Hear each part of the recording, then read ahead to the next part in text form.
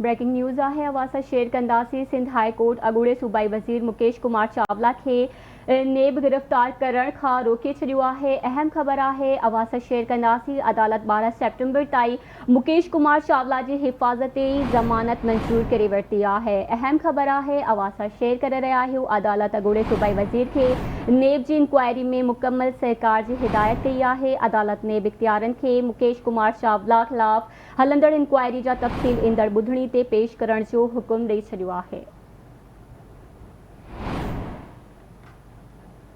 एक भेरो ॿीहर अवासा अहम ख़बर शेयर कंदासीं। अदालत 12 सेप्टेम्बर ताईं मुकेश कुमार चावला जी हिफ़ाज़ती ज़मानत मंजूर करे वरिती आहे। अदालत अॻूणे सूबाई वज़ीर खे नेब जी इंक्वायरी में मुकम्मल सहकार जी हिदायत कई आहे। अदालत नेब इख्तियारनि खे मुकेश कुमार चावला ख़िलाफ़ हलंदड़ इंक्वायरी जा तफ़सील ईंदड़ ॿुधणी ते पेश करण जो हुकुम ॾेई छॾियो आहे। अवां खे अपडेट ॾेई रहिया आहियूं। सिंध हाई कोर्ट अॻूणे सूबाई वज़ीर मुकेश कुमार चावला खे नेब गिरफ़्तार करण खां रोके छॾियो आहे।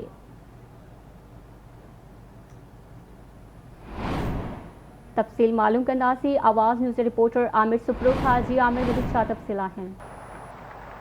हाँ जी बिल्कुल। सिंध हाई कोर्ट में जेको आहे अॻूणो सूबाई वज़ीर मुकेश कुमार चावला गिरफ़्तारी जी ख़ौफ़ ख़िलाफ़ अदालत सां राब्तो करे पटिशन दाख़िल कई आहे।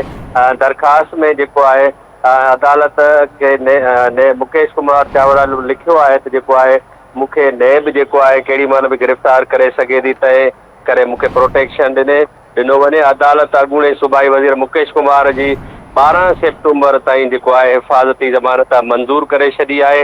अदालत मुकेश चावला खे नेब जी इंक्वायरी में मुकम्मल तावन करण जी हिदायत पिणु कई आहे। नेब जेको आहे 26 अगस्त ते अॻूणे सूबाई वज़ीर मुकेश जे घर ते छापो हयो हुयो।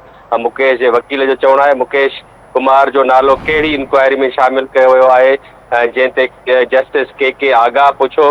फ़िलहाल नेब मुकेश कुमार चावला खे नोटिस जारी कयो आहे। वकील जो चवणु आहे त एक्साइज़ जे खाते में डिप्टी सेक्रेटरी ऐं प्राइवेट सेक्रेटरी खे पिणु जेको आहे नोटिस जारी कया विया आहिनि ऐं ख़देशो आहे त मुकेश कुमार चावला खे गिरफ़्तार कयो वेंदो। इहो चवणु आहे मुकेश कुमार जे वकील जो।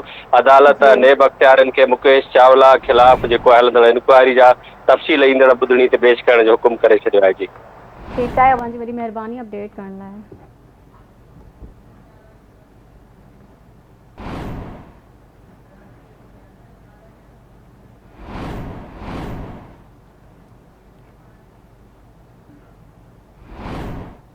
हिते अवां सभी अहम ख़बर शेयर कंदासीं। कराची खां SIU ऐं CIA जे मंगू पीर वारे इलाइक़े में कार्रवाई थी आहे। 2 फोरू गिरफ़्तार कया विया आहिनि। अवां खे अपडेट ॾेई रहिया आहियूं। गिरफ़्तार कयल जवाबदारनि वटां 2 पिस्टल्स ऐं गोलियूं हथ कयूं वियूं आहिनि।